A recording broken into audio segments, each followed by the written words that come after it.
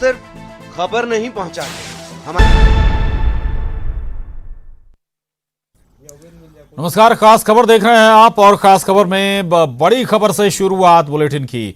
और खबर भोपाल से, कांग्रेस ने उपचुनाव के लिए उम्मीदवार तय कर लिए हैं। 15 सीटों पर बताया जा रहा है कि कांग्रेस ने अपने उम्मीदवार लगभग फाइनल कर लिए हैं। हालांकि 5 सीटें ऐसी हैं जहां पर लगभग 2 नामों का पैनल है, जबकि 7 सीटें ऐसी हैं जहां पर 2 से 3 नामों का पैनल कांग्रेस ने तैयार किया है।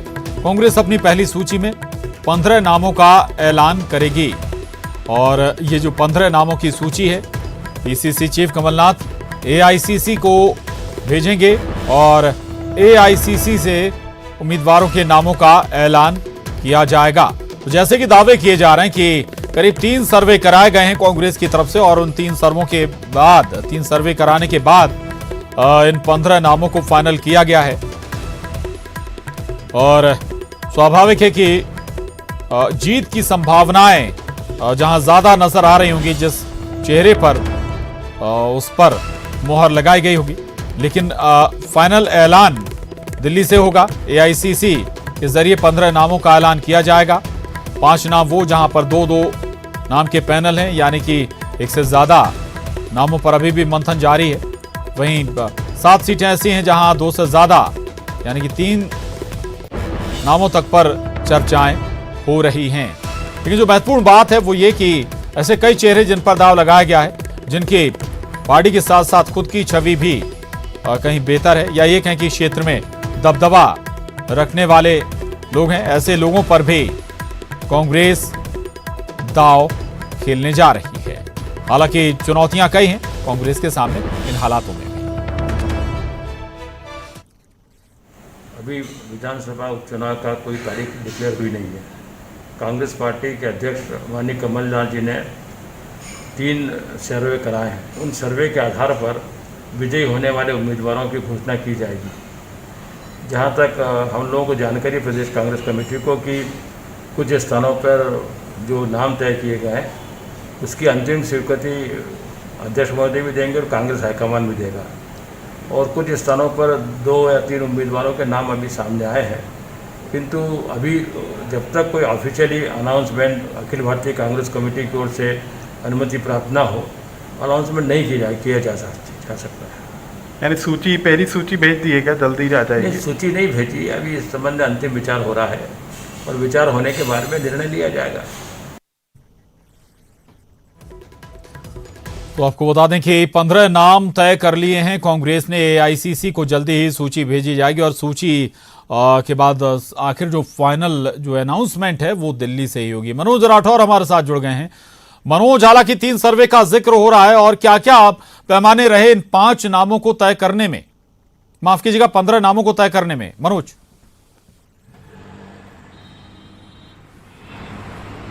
जी बिल्कुल प्रशांत, तमाम समीकरण को बैठाने का काम यहाँ पर पूर्व मुख्यमंत्री कमलनाथ ने किया है और यही कारण है कि संगठन स्तर पर अलग अलग सर्वे कराए गए थे और इन सर्वे के बाद जो है लगातार ये कयास लगाए जा रहे थे कि, और ये कोशिश भी थी पार्टी की तरफ से कि किसी तरीके का विवाद उन उपचुनाव की सीटों पर ना हो जहाँ पर कांग्रेस को 100% जीत की उम्मीद है। यही कारण था कि जातिगत समीकरण हो या वोट बैंक का समीकरण, तमाम समीकरण को बैठाने की कोशिश की गई और कई ऐसे चर्चित चेहरे भी कांग्रेस की सीट पर तय किए गए हैं जिनको लेकर कांग्रेस पार्टी के अंदर ही विवाद था। प्रेमचंद गुड्डू की बात करें तो उनके नाम को लेकर भी कई तरीके के विवाद थे, लेकिन उनका नाम अब तय कर लिया गया। जो न्यूज़ 18 के पास जो लिस्ट आई है जिनमें सिंगल नाम तय की गए, वो 15 उपचुनाव की सीटें जहां पर सिंगल नाम तय कर लिए गए, वहां पर किसी तरीके का प्रारंभिक तौर पर विवाद नहीं था। पार्टी स्तर पर उन नामों का ऐलान करना बाकी, और यही कारण है कि अब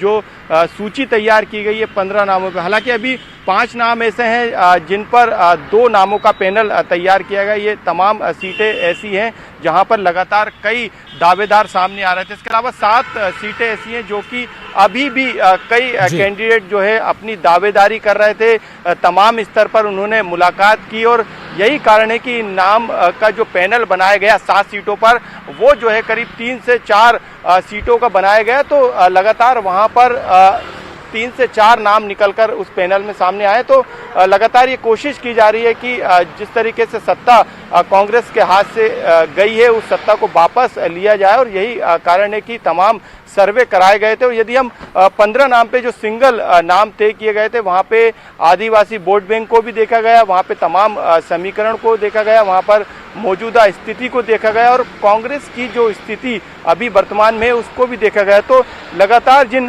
सीटों का जिक्र सिंगल नाम को लेकर किया जा रहा है, उसमें भांडेर की सीट है जिस पर फूल सिंह बरैया का नाम तय किया गया, इस तरीके की जानकारी आ रही है। और इस सीट जो है आदिवासी वोट बैंक के लिहाज से काफी महत्वपूर्ण थी, यही कारण है कि बिल्कुल आप पहली सीट का जिक्र कर रहे हैं, भांडेर सीट का।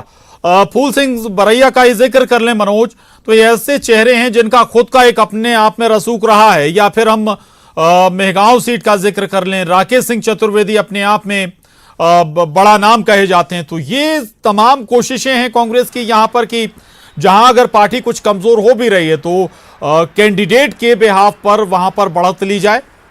मनोज जी बिल्कुल, फूल सिंह बरैया को राज्यसभा चुनाव के दौरान उम्मीदवार बनाया गया था, हालांकि बाद में उनकी नाराजगी भी देखी गई थी और ये पार्टी की तरफ से ये कहा जा रहा था कि उनको महत्वपूर्ण स्थान दिया जाएगा, लेकिन अभी तक पार्टी में कोई उनको पद नहीं दिया गया था। लेकिन अब जो है उनको चुनावी मैदान में भांडेर से उतारा गया है, अंबा से सत्यप्रकाश सकवार को उतारा गया है, तो मेहगांव से राकेश सिंह चतुर्वेदी जो है वो चर्चित नाम है, जो कि कांग्रेस के अंदर ही उनके खिलाफ कई नेताओं ने बयानबाजी की थी उनके नाम को लेके। प्रेमचंद गुड्डू का नाम भी इसमें शामिल है, सावेर सीट से उनका नाम तय किया गया है। इसी तरीके से हाट पिपलिया से राजेंद्र सिंह बघेल का नाम तय किया गया। तो कई सीटें ऐसी हैं जिन पर सिंधिया खेमे के भी जो है नेता उतरेंगे। अब जब बीजेपी जो लिस्ट तैयार करेगी तो ये काफ़ी उपचुनाव काफ़ी निर्भर करेगा कांग्रेस पार्टी के लिए, क्योंकि लगातार कांग्रेस की तरफ से खुद कमलनाथ तमाम सर्वे करा रहे थे और ये देख रहे थे कि जो सीटें हैं जहां पे उपचुनाव होना है वहां पर उनका कौन सा उम्मीदवार जीत हासिल करेगा। यही कारण है कि जो पहली सूची बनाई गई जिसमें 15 नाम तय कर दिए गए हैं, उनमें करीब जो आधे से ज़्यादा नाम है वो कहीं ना कहीं विवाद उस पर नहीं था। यही कारण है कि 15 नाम पर सिंगल नाम को तय कर लिया गया है। इसके अलावा अभी भी करीब 7 सीटें ऐसी हैं प्रशांत जहां पर 3 से 4 नामों का पैनल तैयार किया गया। हालांकि अब कमलनाथ इस पर तय करेंगे कि किसको टिकट दिया जाना है, किसको नहीं दिया जाना है, क्योंकि तमाम सर्वे के आधार पर ये टिकट दिए जा रहे हैं, परफॉर्मेंस देखी जा रही है, वहां की मौजूदा स्थिति देखी जा रही है। मनोज मैं आपके पास आ रहा हूं, अनुराग श्रीवास्तव भी हमारे साथ इस वक्त जुड़ गए हैं। अनुराग, मनोज जिक्र कर रहे हैं, बता भी रहे हैं कि कुछ खास सीटें बड़े चेहरों को मैदान में उतारा गया, लेकिन जो सबसे बड़ी चुनौती वो ग्वालियर चंबल को लेकर है कांग्रेस के सामने। लेकिन ग्वालियर चंबल की 16 सीटों पर 16 नाम तो कम से कम नजर नहीं आ रहे कांग्रेस के, जो अपने दम पर कांग्रेस की नैया पार लगा सकें। अनुराग देखिए प्रशांत, कांग्रेस के लिए मुश्किल अब इस बात को लेकर है कि बहुजन समाज पार्टी ने अपनी पहली सूची को जारी कर दिया है और पहली सूची में 8 उम्मीदवारों के नाम का ऐलान बीएसपी ने किया और दूसरी सूची भी बीएसपी की जारी होने वाली है। तो ऐसे में जो सर्वे रिपोर्ट में नाम निकल कर आ रहे थे वो जातीय समीकरणों के आधार पर जो उम्मीदवार कांग्रेस को जिताऊ उम्मीदवार नजर आ रहे थे, उनका समीकरण कहीं ना कहीं बिगाड़ने का काम बहुजन समाज पार्टी करती हुई नजर आ रही है। तो अब कांग्रेस पार्टी इस बात का आकलन कर रही है कि कहाँ पर बहुजन समाज पार्टी का जो उम्मीदवार है वो कांग्रेस के वोट काट सकता है। वो जातीय समीकरणों को भी अब साधना कांग्रेस के लिए चिंता का विषय बन गया है। तो इस कारण से कई सीटों को लेकर दोबारा मंथन के हालात बन गए। जहां पर सिंगल नाम तय कर लिया गया था वहां पर भी एक बार फिर विचार किया जा रहा है कि बहुजन समाज पार्टी का उम्मीदवार किन किन वोटों को प्रभावित कर सकता है, बीजेपी का जो वोट बैंक है वो कहां पर प्रभावित कर सकता है और उसके बाद कांग्रेस का वोट बैंक कितना बचता है। क्योंकि जो 3 सर्वे अलग अलग स्तर पर कराए गए थे उनमें न सिर्फ इस बात को लेकर पड़ताल की गई थी कि जातीय समीकरणों के आधार पर कौन सा चेहरा जिताऊ होगा, बल्कि कौन कौन से पुराने चेहरे हैं जो कि पार्टी के लिए के पक्ष में माहौल बना सकते हैं। तो उन तमाम समीकरणों का एक बार फिर आकलन किया जा रहा है और उसके बाद जो है फाइनल सूची तैयार करके एआईसीसी को भेजी जाएगी। बिल्कुल बिल्कुल, फाइनल सूची एआईसीसी को करके भेजी जाएगी। 15 नाम पर लगभग तस्वीर साफ है, लेकिन अनुराग सवाल उन 5 और 7 सीटों को लेकर भी है जिन पर आप जिक्र भी कर रहे हैं कि एक से ज्यादा नाम पैनल में है, 2 से 3 नाम तक पैनल में है, और 5 सीटें ऐसी हैं जहां पर 2 नाम पैनल में हैं। यहां पर भी कह सकते हैं कि अभी स्थितियां ऐसी हैं कांग्रेस के लिए कि एक का नाम अगर आपने तय किया तो दूसरा नाराज हो जाए। कई बार फिर भितरघात भी हमें देखने को मिलता है। 15 सीटों पर लगभग तस्वीर ये साफ है कि सब कुछ मैनेज कर लिया है कांग्रेस ने, इसके बाद नाम फाइनल किए हैं। अब किसी भी तरह की भितरघात की संभावनाएं खत्म करने की कोशिश भी की गई होंगी इन 15 सीटों पर। अनुराग। बिल्कुल प्रशांत, देखिए ये कहना अभी बेहद मुश्किल होगा, क्योंकि यदि हम भांडेर सीट को ही लें तो वहां से फूल सिंह बरैया जो है कांग्रेस के उम्मीदवार के रूप में नाम तय हुआ है, लेकिन पूर्व मंत्री महेंद्र सिंह बोध भी इस सीट को लेकर दावेदारी अपनी जता रहे हैं। तो निश्चित तौर पर उस सीट को लेकर कांग्रेस के सामने संकट जरूर है। चौधरी राकेश सिंह चतुर्वेदी का नाम मेहगांव से आगे बढ़ाया गया है, लेकिन उनके नाम को लेकर भी कांग्रेस पार्टी के अंदर अंतरकला पिछले दिनों निकल कर आई थी। कई ऐसी सीटें हैं जहां पर कांग्रेस पार्टी के लिए बेहद मुश्किल है। और दूसरी सबसे बड़ी बात है कि बहुजन समाज पार्टी छोड़कर और जो कांग्रेस छोड़कर बीजेपी में गए थे, फिर दोबारा कांग्रेस में वापसी किए, उन चेहरों पर भी इस बार कांग्रेस पार्टी उपचुनाव में दाव लगाने को तैयार है। तो उस को लेकर भी कांग्रेस कार्यकर्ताओं में क्या नाराजगी हो सकती है, इसका भी आकलन किया जा रहा है। हालांकि कमलनाथ ये साफ कर चुके हैं कि जो सर्वे रिपोर्ट में निकल कर आ रहा है, जो कार्यकर्ताओं की पसंद में पहले नंबर पर निकल कर आ रहा है, उसको ही उम्मीदवार घोषित किया जाएगा। और जो तमाम पार्टी के नेता और कार्यकर्ता हैं उनको उसको सपोर्ट करना होगा। तो माहौल दोनों तरफ से बनाने की कोशिश की जा रही है, लेकिन भीतरघात का डर हमेशा सियासी दलों को सताता रहता है। और कमलनाथ जितनी तमाम बैठकें कर रहे हैं उसमें इस बात को लेकर वो सबसे ज्यादा फोकस कर रहे हैं कि किसी भी नाम के ऐलान के साथ उस सीट को लेकर किसी भी तरीके का अंतर विरोध या बागी तेवर निकल कर नहीं आए, इसको लेकर समझाइश लगातार देने का काम हो रहा है। तो कुल मिलाकर हर स्तर पर कांग्रेस बिल्कुल अनुराग, बहुत महत्वपूर्ण बात आप कर रहे हैं। हालांकि जो 2-3 नाम आपने लिए वो दूसरे दलों से, या तो पहले कांग्रेस में थे, कांग्रेस से बीजेपी में गए, बीजेपी से वापस कांग्रेस में आए हैं, उन पर कितना कार्यकर्ता एकमत होगा ये जरूर समझने वाली बात होगी। फूल सिंह बरैया भी कांग्रेस नहीं बल्कि दूसरे दल में थे, इसके बाद वो अब कांग्रेस में आए, उन पर कितना भरोसा या उनके साथ कितना कांग्रेस के कार्यकर्ता खड़े होंगे ये भी अपने आप में सवाल है। शुक्रिया मनोज आपका, और अनुराग आपका भी बहुत धन्यवाद। आगे बढ़ते हैं, ये खबर भी भोपाल से। तो उपचुनाव से पहले रूठों को मनाने में अब बीजेपी जुटी हुई है। खबर ग्वालियर चंबल के नेताओं को मनाने की कवायद है। अब बीजेपी प्रदेश अध्यक्ष की जयभान सिंह पवैया से मुलाकात हुई है। ग्वालियर में उनके घर जाकर मुलाकात की गई है। करीब घंटे भर बंद कमरे में चर्चा हुई है। पवैया बोले, मैं नहीं नाराज, उपचुनाव के लिहाज से सबसे अहम है ग्वालियर चंबल। तो ग्वालियर चंबल की 16 सीटों पर उपचुनाव होना है। तो बीजेपी भी अपने स्तर पर मशक्कत कर रही है कि जो नाराज हैं उन्हें मनाया जाए, और उनमें एक बड़ा नाम और बड़ा चेहरा जयभान सिंह पवैया हैं। जयभान सिंह पवैया से मुलाकात करने के लिए प्रदेश बीजेपी अध्यक्ष पहुंचे हैं। बंद कमरे में बताया जा रहा है कि दोनों की मुलाकात हुई है, बातचीत हुई है, और जयभान सिंह पवैया का कहना भी है कि वो नाराज नहीं हैं। ग्वालियर में दरअसल उनके घर पर मुलाकात हुई है। करीब घंटे भर बंद कमरे में दोनों के बीच चर्चा हुई है। प्रदेश बीजेपी अध्यक्ष वीडी शर्मा और बीजेपी नेता जयभान सिंह पवैया दोनों के बीच मुलाकात हुई, चर्चा हुई, और ये भी कहा जयभान सिंह पवैया ने कि वो नाराज नहीं। बहुत अगली खबर का रुख कर रहे हैं। एमपी सरकार के मंत्री विश्वास सारंग ने केंद्रीय सूचना और प्रसारण मंत्री प्रकाश जावड़ेकर को पत्र लिखा है, जिसमें हर फिल्म की शूटिंग से पहले फिल्मी कलाकारों का डोप टेस्ट कराने की मांग की है। सारंग ने अपनी चिट्ठी में सुशांत मामले का जिक्र भी किया है। तो मंत्री विश्वास सारंग ने केंद्रीय सूचना और प्रसारण मंत्री प्रकाश जावड़ेकर को पत्र लिखते हुए अपील की है कि फिल्म की शूटिंग से पहले फिल्मी कलाकारों का डोप टेस्ट कराना चाहिए। सारंग ने अपनी चिट्ठी में सुशांत मामले का भी जिक्र किया है।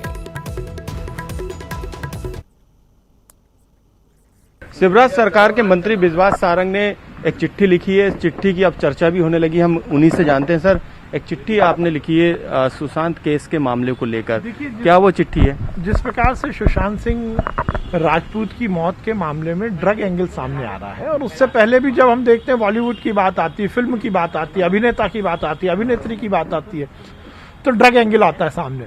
मैंने सूचना प्रसारण मंत्री जी को लिखा है कि ये जो अभिनेता अभिनेत्री है समाज के आइकॉन है, युवा का एक बड़ा वर्ग है जो इनको आत्मसात करता है, इनकी जीवन शैली को अपनाता है। तो हमें ये सुनिश्चित करना चाहिए कि बॉलीवुड से ड्रग एंगल खत्म हो। और जिस प्रकार से पहले खेल और खिलाड़ियों से ड्रग को अलग करने के लिए डोप टेस्ट की प्रक्रिया अपनाई गई, हर राष्ट्रीय अंतर्राष्ट्रीय स्तर की प्रतियोगिता के पहले डोप टेस्ट होता है। खिलाड़ी को ये सुनिश्चित करना पड़ता है कि वो ड्रग्स नहीं लेता, जो ड्रग्स लेता है उस पर पाबंदी लग जाती है। तो क्यों ना हम हर शूटिंग के पहले भी ये सुनिश्चित करें, जो ड्रग्स लेता है उसको फिर फिल्मों में या एक्टिंग करने की इजाजत ना मिले, जिंदगी उस पर पाबंदी लगनी चाहिए। और इस तरह का टेस्टिंग की प्रयोग कोरोना काल में हुआ भी है। जब अनलॉक 1 शुरू हुआ और शूटिंग शुरू हुई थी तो उससे पहले हर व्यक्ति को यह सुनिश्चित करना था कि वो कोरोना से पीड़ित नहीं है, उसका कोरोना टेस्ट हो रहा था। इसी तरह डोप टेस्ट हो सकता है और उससे फिल्म। मध्य प्रदेश के लिहाज से क्या मानते हैं, क्योंकि यहाँ पर भी कई एनडीपीएस के केस आते हैं, कई तरीके की तस्करी की बात सामने आती है, तो इसका कनेक्शन क्या दूसरे राज्यों से हो सकता है? क्योंकि जब खुलासे होते हैं तो इसी तरीके की डिटेल आती है। नहीं, देखिए, ड्रग का मामला केवल राष्ट्रीय स्तर का नहीं है, अंतर्राष्ट्रीय स्तर का है। जब ड्रग की बात आती है और मीडिया ये बात खुलासा करता है कि उसके जो कनेक्शन है वो अंतर्राष्ट्रीय स्तर पर है। और ये समाज की एक ऐसी बुराई है जिसपे समाज को खड़ा होना पड़ेगा।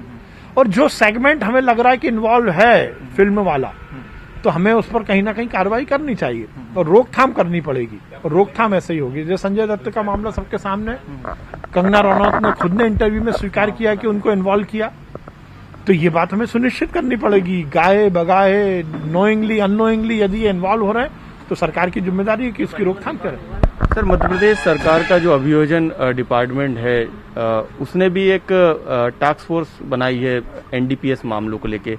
वहां से भी एक अच्छी पहल निकलकर सामने आ रही ताकि उसको उन केस को देख सके वो, क्योंकि इस ऐसे मामलों में आरोपी छूट जाते हैं। हमारी सरकार तो इस तरह की कुरीति के खिलाफ लगातार काम करती है। देश की सरकार ने भी काम किया, मोदी जी ने भी काम किया, हमने भी काम किया है। लोग बोलते हैं कि नोटबंदी के बाद तो ड्रग्स को लेकर एक ड्रग माफिया पर एक बड़ा कुठाराघात हुआ था, तो मोदी सरकार ने तो हर मुद्दे पर, शिवराज सरकार ने हर मुद्दे पर ऐसी कुरीति के खिलाफ आवाज उठाई है। इसीलिए मैंने लिखा है कि फिल्मों से जुड़े हुए मामले में जब बात आती है तो हमें ये सुनिश्चित करना चाहिए कि कोई भी कलाकार, कोई भी फिल्म से जुड़ा हुआ व्यक्ति ड्रग में इन्वॉल्व ना हो और उसके लिए सरकार प्रक्रिया बनाए।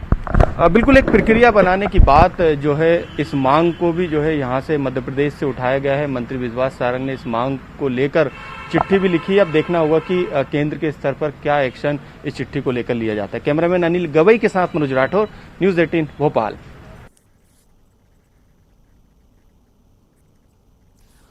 और मनोज राठौर हमारे साथ जुड़ रहे हैं। मनोज, ये चिट्ठी केंद्रीय सूचना एवं प्रसारण मंत्रालय को, लेकिन सवाल एक और है मनोज, क्या अब इतना व्यवहारिक है जिस बात की मांग कर रहे हैं विश्वास सारंग की, आप किसी फिल्म की शूटिंग शुरू करें उससे पहले हर अभिनेता अभिनेत्री का डोप टेस्ट कराया जाए?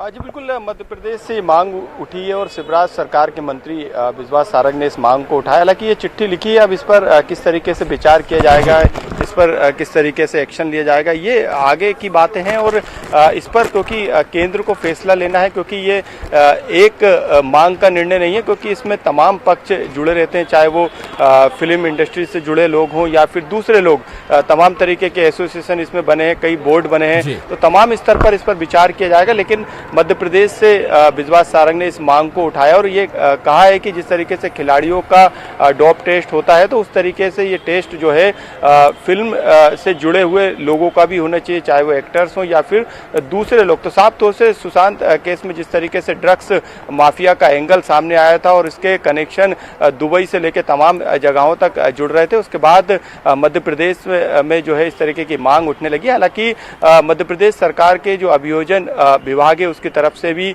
एनडीपीएस के जितने भी मामले हैं जो कि सरकारी पक्ष रखे जाते हैं, कोर्ट में अपना पक्ष रखते हैं, उस केस को लेकर टास्क फोर्स का गठन किया है। तमाम उसमें अभियोजन अधिकारियों को इस फोर्स के अंदर शामिल किया है। तो अब मध्य प्रदेश से भी इस तरीके की मांग जो है उठने लगी, उसको लेकर विश्वास सारंग ने जो है एक चिट्ठी भी जो है लिखी। अब देखना होगा इस चिट्ठी पर किस तरीके का एक्शन लिया जाता है, उस पर किस तरीके का विचार किया जाता है, क्या मंथन होगा, ये आगे देखने वाली बात है। जरूरत बजाय डोप टेस्ट की इस बात की शायद ज्यादा है कि आप जो तस्करी हैं या फिर जो नशीली दवाएं उनकी तस्करी पर रोक लगे, उन पर शिकंजा कसे। देश भर में केवल ये जो नशीली दवाएं केवल फिल्म इंडस्ट्री ही नहीं बल्कि हमारी युवा पीढ़ी को भी बहुत ज्यादा नुकसान पहुंचा रही हैं। तो ये बजाय ऐसा कि फिल्म इंडस्ट्री के दूसरी जगह ऐसा आघात लगे कि जिससे पूरा समाज और पूरा युवा सुरक्षित हो। मनोज, आज बिल्कुल मध्य प्रदेश के लिहाज से हम बात करें तो कई एनडीपीएस के मामले सामने आते हैं, जिसमें ड्रग्स से लेके एमडी तक के जो ड्रग्स जिसका नाम है उस तक के मामले मध्य प्रदेश की राजधानी भोपाल में सामने आ चुके। क्राइम ब्रांच ने कई बार इस तरीके के ड्रग्स को पकड़ा भी है, कई रैकेट जो है इसमें सामने निकल के आए। इसके अलावा यदि हम बात करें तो एसटीएफ ने भी इस मामले को लेकर जांच की थी। तो अब जिस तरीके की मांग उठाई जा रही है उससे पहले ये देखना होगा कि इसका जो लिंक है, और यदि हम बात करें तो इन मामलों में आगे किस तरीके की कार्रवाई होती है प्रशांत, उसको लेकर खास फैसला जो है लिया गया है। अभियोजन जो डिपार्टमेंट है उसने एक टास्क फोर्स बनाया है, हालांकि उसकी तरफ से कदम उठाया गया, लेकिन क्योंकि अब ये मामला क्योंकि मध्य प्रदेश से जुड़ा नहीं है, ये मामला अब दुबई तक जुड़ रहा है, इसलिए इस तरीके की मांग इनकी तरफ से जो मंत्री है उनकी तरफ से उठाई गई। लेकिन मध्य प्रदेश के लिहाज से बात करें तो मध्य प्रदेश में भी एक नेटवर्क काम करता है, यही कारण है कि उस नेटवर्क को लेकर तमाम तरीके की बातें की जाती है। इस समय विश्वास सारंग जो है वो लगातार मीडिया से बात कर रहे हैं, उन्होंने न्यूज़ 18 से भी बातचीत की थी। हम सीधे उन्हीं से बात करेंगे क्योंकि वो लगातार जो है मीडिया को बता रहे हैं कि उन्होंने जो चिट्ठी लिखी है वो चिट्ठी जो है कहाँ जाएगी और किस तरीके से उस पर विचार होगा। हम सीधे एक सवाल ले लेते हैं मंत्री विश्वास सारंग से। सर, चिट्ठी आपने लिख दी, लेकिन आपको लगता है कि इस पर सेंटर में जो है विचार किया जाएगा, किस तरीके से आगे चिट्ठी पर? ये एक बड़ा बहस का मुद्दा है और मुझे प्रसन्नता है कि मेरी चिट्ठी लिखने के बाद बहुत सारे फिल्मी कलाकारों ने भी इसका समर्थन किया है। तो हमने ये मुद्दा उठाया और मुझे लगता है कि इस समाज को ड्रग्स से दूर रखने के लिए वो सेगमेंट यदि आगे आता है जो समाज को दिशा देता है, जो समाज का आइकॉन है, जो समाज में अलग अलग स्तर पर युवाओं को कहीं ना कहीं अलग ढंग से प्रेरणा देने का काम करता है, यदि वो आगे आएगा तो निश्चित रूप से इस पर अमल होगा। मध्य प्रदेश के लिहाज से कितना इसको सही माना जाए, क्योंकि एमडी जो ड्रग्स की बात आ रही सुशांत केस में, वो क्राइम ब्रांच कई बार पकड़ चुकी है, कई बार इसके भी दुबई से कनेक्शन सामने आया। मेरा ये मानना है कि ड्रग को लेकर ये केवल एक स्टेट का मामला नहीं है, ये राष्ट्रीय स्तर का है, बल्कि ड्रग तो अंतर्राष्ट्रीय मुद्दा है। आप ड्रग के तार देखेंगे तो कहीं ना कहीं देश के बाहर के देशों से भी जुड़े हैं। तो ये तो एक पूरा बड़ा बहस का मुद्दा है, राष्ट्रीय बहस का मुद्दा है, और इसीलिए मैंने पत्र लिखा है। मुझे ऐसी उम्मीद है कि सरकार इस पर काम करेगी। माफियाओं के खिलाफ अभियान चल रहा है, गुंडे बदमाशों के खिलाफ अभियान चल रहा है, क्या ऐसे ड्रग्स माफियाओं के खिलाफ सरकार अभियान चलाएगी? क्योंकि अभी शिवराज सिंह चौहान जी की सरकार ने तो सख्ती के साथ ड्रग माफिया के खिलाफ काम किया, और अभी माननीय मुख्यमंत्री जी ने कहा, और मैं एक बात और इंगित करना चाहता हूं, देश की सरकार ने भी, मोदी जी ने भी ड्रग माफिया के खिलाफ बड़ा काम किया है। और नोटबंदी के बाद बोलते हैं कि बड़ा सेगमेंट ड्रग का था जिसकी कमर टूटी है। तो हमारी सरकार तो काम कर रही है, पर उसके साथ साथ समाज को जगना होगा, और मेरा ऐसा मानना है कि वो वर्ग जो कि समाज को प्रेरणा देता है, यदि उससे ये आवाज आएगी तो इसमें ज्यादा रोकथाम लगेगी। चिट्ठी आपने लिख ली, क्या मंत्रालय में किसी से बातचीत हुई है? क्या प्रकाश जावड़ेकर से आपकी फोन पे बातचीत हुई? मेरी चिट्ठी गई है, उसके बाद बात होगी। क्या लगता है कि इस पे एक्शन हो पाएगा, क्योंकि एक बड़ा मामला है और आपने इसकी मांग को मध्य प्रदेश से उठाया है? निश्चित रूप से मुझे लगता है कि इस पर विचार होगा और सरकार इसके सब पहलू पर विचार करके इसको लागू करेगी। बिल्कुल तमाम दावे किए जा रहे हैं, चिट्ठी लिखी गई है, और यही कारण है कि उन्होंने इस चिट्ठी को इस बात को लेकर उन्होंने चिट्ठी लिखी है। बिल्कुल मनोज, हमने सुना भी मंत्री विश्वास सारंग को, और रहेगा मैं हमारे साथ कांग्रेस प्रवक्ता अजय प्रताप जी भी जुड़ गए। अजय जी, अब मांग कर रही है बीजेपी, या ये कहें कि मंत्री विश्वास सारंग ने एक लेटर लिखा है सूचना एवं प्रसारण मंत्रालय को कि अगर कोई फिल्म बने तो उससे पहले अभिनेता और अभिनेत्री का डोप टेस्ट होना चाहिए। सहमत हैं क्या आप? सिंह यादव, कांग्रेस प्रवक्ता हूं इस तरफ से। सबसे पहले मैं आपसे कहना चाहता हूं, भारतीय जनता पार्टी के नेताओं माफी चाहूंगा अजय यादव जी, केवल मुद्दों से ध्यान भटकाने की बात की जाती है। आज जब देश में 38 लाख कोरोना पॉजिटिव हैं, इस तरह की चिट्ठियां मंत्री जी क्यों नहीं लिखते हैं, या स्वयं अपने राज्य में क्यों नहीं करते हैं कि कोरोना की सैंपलिंग बढ़ाई जाए? और इन मुद्दों से ध्यान भटकाने के लिए एक बेतुकी बात करना, आप जानते हैं फिल्म इंडस्ट्री, टेलीविजन इंडस्ट्री कितना बड़ा दायरा है जिसमें लाखों लोग काम करते हैं, और लाखों लोगों के प्रतिदिन डोप टेस्ट होना, क्या संभव प्रतीत होता है किसी भी तरह से?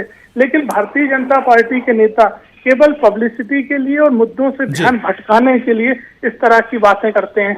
आज जब कोरोना जैसी विपदा चल रही है, जिसमें प्रतिदिन हमारे देश में 80-90 हजार मामले आना प्रारंभ हो गए हैं, उसकी जांच के संदर्भ में सरकार क्यों कदम नहीं उठा रही है? चिरायू जैसे अस्पताल में अव्यवस्थाएं दिखाई दे रही हैं। हमारे नेता कमलनाथ जी ने कल भी पत्र लिखा।